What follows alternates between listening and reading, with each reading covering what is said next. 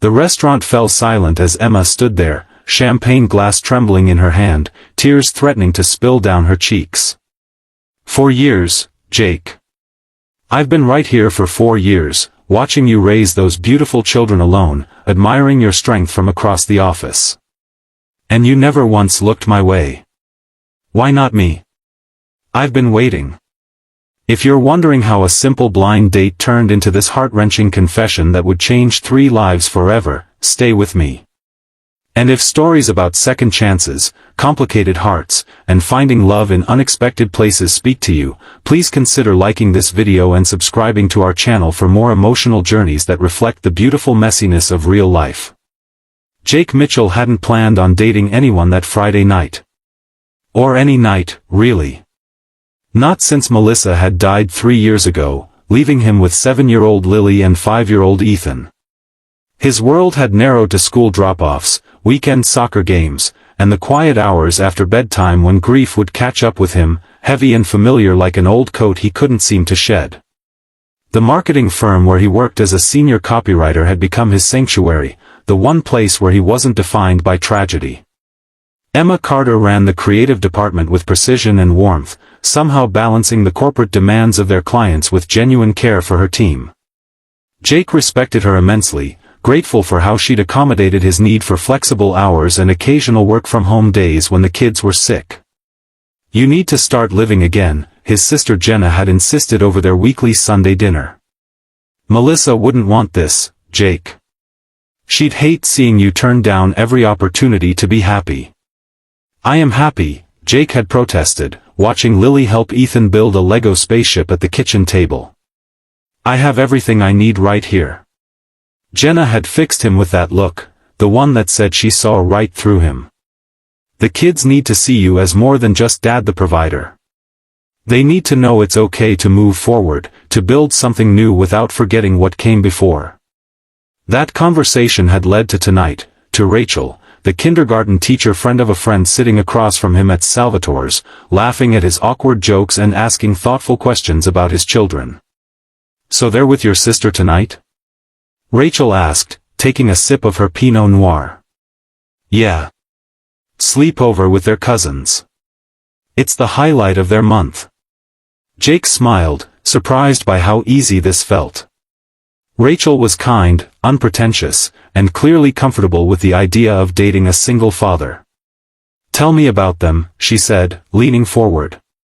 "What kind of little humans are you raising?" Jake felt the familiar pride swell in his chest. "Lily's 10 now. She's my old soul, reads constantly, keeps a journal, worries about climate change. And Ethan's 8 going on 30. Builds these incredible mechanical contraptions and then can't remember to put his shoes away." Rachel's warm laugh made something loosen in Jake's chest. "They sound wonderful." "They are. They're everything." Jake hesitated, then added quietly, "They've been through so much, but they're still these amazing, resilient little people. Sometimes I look at them and I can't believe how lucky I am." "That's beautiful," Rachel said softly. "You know, it takes a special kind of strength to." The sound of breaking glass interrupted her. Jake turned toward the noise and froze. Emma Carter stood 3 tables away, a shattered champagne flute at her feet, staring directly at him with an expression he couldn't interpret. She was wearing a midnight blue dress he'd never seen before, her usually pulled-back hair falling in soft waves around her shoulders. "Emma," he said, half rising from his chair. "Are you okay?" She didn't answer, just continued staring as a waiter hurried over with a towel for the spilled champagne. Jake excused himself to Rachel and crossed to his boss's table. "Hey, is everything all right?" he asked, noticing she was dining alone. Emma's composed professional demeanor had vanished. She looked vulnerable in a way he'd never seen before. "I didn't know you dated," she said quietly. Jake blinked, confused by the statement. "I don't, usually. This is actually my first date since Melissa." Emma nodded. "I know." Something in her tone made Jake pause. "Emma, what's going on?" That's when it happened, when Emma took a deep breath and spoke the words that would change everything. 4 years, Jake. I've been right here for 4 years, watching you raise those beautiful children alone, admiring your strength from across the office. And you never once looked my way. Why not me? I've been waiting. The restaurant seemed to fade away until there was only Emma's face, open and honest in a way that made Jake's heart constrict. He became acutely aware of Rachel watching from their table, of other diners pretending not to listen, of the waiter frozen mid-cleanup. I don't understand, he managed, though part of him was beginning to. Emma's laugh held no humor. Neither did I, at first. I hired you right before you met Melissa. Watched you fall in love, get married, have Lily. I dated other people, built my career. Then when she got sick. Emma's voice faltered. I saw how you held everything together, work, home, hospital visits. How you never complained, never asked for special treatment even though I would have given you anything. Jake remembered those dark months, how Emma had restructured his projects, created a private space in the office where he could take calls from doctors, sent meals to his home when Melissa entered hospice care. You were being a good boss, he said, his voice hollow. No. Emma shook her head. I was falling in love with you. And then after she died, watching you with those kids, seeing your strength even when I knew you were broken inside. She closed her eyes briefly. I told myself to wait. That you needed time. That it would be inappropriate because I'm your supervisor. I've been making excuses for years while keeping these feelings locked away, and then tonight, her gesture encompassed the restaurant, Rachel, the broken glass. Tonight I realized someone else might not wait. And I couldn't stand by and watch without at least telling you the truth. Jake stood motionless, processing her words. Emma had been a constant in his life, the boss who became a friend, who understood when he needed to leave early for school events, who remembered his children's birthdays, who never pushed him to socialize at office functions but always saved him a seat. I should go, Emma said, reaching for her purse. I've ruined enough evenings. She turned to leave, but Jake caught her wrist gently. Wait, he said. Please. He glanced back at Rachel, who was watching with a complicated expression. With an apologetic nod, he guided Emma to a quiet corner near the bar. I had no idea, he said simply. That was the point. Emma's smile was sad. I'm your boss, Jake. It would have been completely inappropriate for me to pursue you. But you're here tonight, alone. My sister canceled on me. I wasn't stalking you, if that's what you're thinking. Jake shook his head. I wasn't. I just. He struggled to organize his thoughts. Emma, you've been incredible to me, to my family.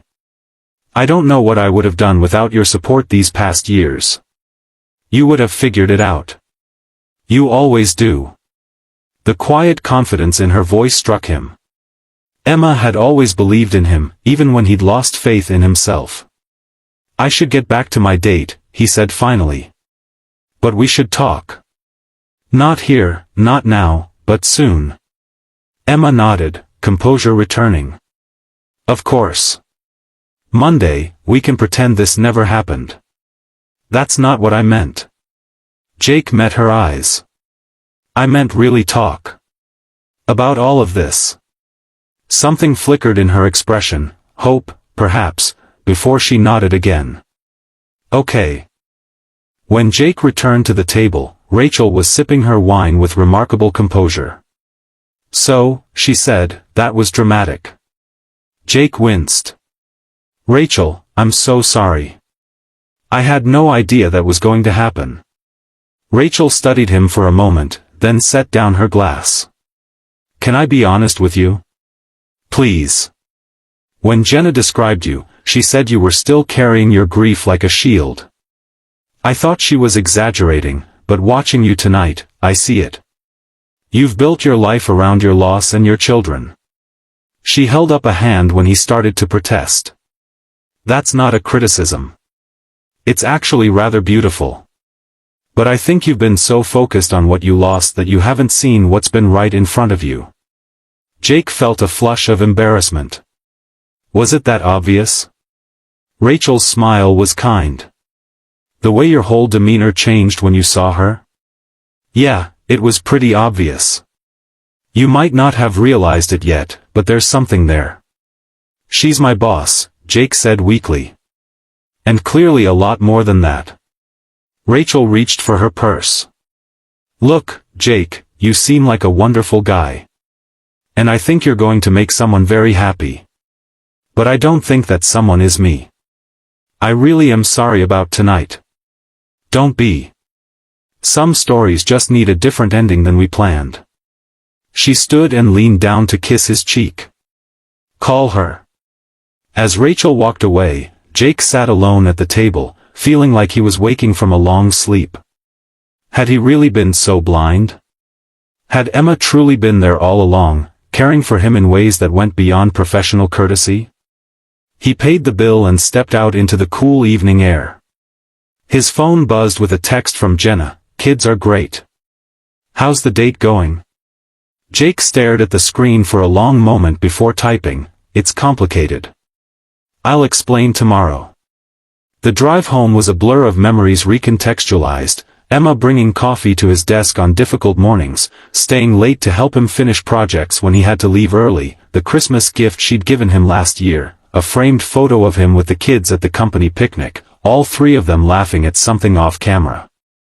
He pulled into his driveway and sat in the dark car, remembering Melissa. She had been his great love, his partner, the mother of his children. Losing her had nearly destroyed him. For years, he'd believed that loving someone else would somehow diminish what they'd shared. But sitting there, Jake wondered if perhaps he'd had it backward. Maybe opening his heart again wouldn't betray Melissa's memory but honor it, show that she had taught him how to love so well that he could find the courage to try again. Monday morning arrived with a knot in Jake's stomach. He dropped the kids at school and drove to the office with sweaty palms and a racing heart, feeling like a teenager rather than a 37-year-old father of two. Emma wasn't in her office when he arrived. The team gathered for their weekly meeting, and Jake found himself watching the door, barely hearing the project updates his colleagues shared. Jake? Someone was calling his name. Jake, do you have the Miller campaign copy ready to review? He snapped back to attention. Yes, sorry. It's in the shared folder. I finished the revisions on Friday. The meeting continued, but Emma never appeared. At noon, her assistant mentioned she was working from home today. Jake felt a strange mixture of relief and disappointment. He waited until evening, after the kids were in bed, to call her. Jake. Her voice was controlled, professional. Is everything okay? No, he said honestly. I haven't been able to think straight all day. The silence stretched between them. I'm sorry about Friday night, she finally said. It was inappropriate and unprofessional. I've already spoken with HR about recusing myself from your performance reviews and... Emma, stop. Jake interrupted. I don't want to talk about work. Another silence. What do you want to talk about, then? Everything. All the things we've never said. Jake took a deep breath. Can I come over? Please. The kids are asleep, and my neighbor can listen for them. 20 minutes later, Jake stood on Emma's doorstep, heart hammering. She opened the door wearing jeans and a simple t-shirt, her hair pulled back in a ponytail, so different from the elegant woman at the restaurant, yet somehow more real. Come in, she said, stepping aside. Her home was exactly what he would have expected, tasteful, organized, with shelves of books and framed travel photographs. A half-empty glass of wine sat on the coffee table beside an open laptop. Would you like something to drink? She asked. Jake shook his head. Emma, I need to know something. How long have you felt this way? She sank onto the couch, curling one leg beneath her. Honestly? I think it started during those awful months when Melissa was sick. Not because I was waiting for her to, she stopped, horrified. God, that sounds terrible. I would never. I know, Jake said gently, sitting beside her. I know you wouldn't. Emma nodded gratefully. It was watching how you loved her. How completely devoted you were, even when it was destroying you. And then afterward, with the children. She looked down at her hands. I've dated plenty of men, Jake. Good men, smart men. But I've never met anyone who loves the way you do. The simple honesty of her words struck him like a physical blow. For years, he'd seen his grief as a burden, his single fatherhood as a complication. He'd never considered that someone might see those parts of his life as evidence of his capacity for love. Why didn't you ever say anything? He asked. Emma gave him a look that said the answer should be obvious. You were grieving. You needed a boss who understood your situation, not a woman with feelings you weren't ready for. And then it just seemed like the moment had passed. You never showed any interest in dating, and I told myself I'd imagined whatever connection I thought was between us. And now? Now I've thoroughly embarrassed myself and potentially jeopardized both our careers. She attempted a smile that didn't reach her eyes. Jake moved closer, taking her hand in his. Emma, I've spent 3 years sleepwalking through my life, doing what needed to be done for my kids but never really looking forward. Never imagining a different future. I understand, she said quietly. Your children have to come first. They do, Jake agreed. But that doesn't mean there isn't room for something else, someone else. He squeezed her hand. Someone who's apparently been there all along, while I was too blind to notice. Emma's breath caught. What are you saying? I'm saying I'd like to find out what this is between us. Properly, not hiding in the shadows or pretending we're just colleagues. Jake smiled. I'm saying maybe you don't have to wait anymore. The hope that bloomed across Emma's face was like sunrise. The kids. We'll need time, Jake nodded. And so will I.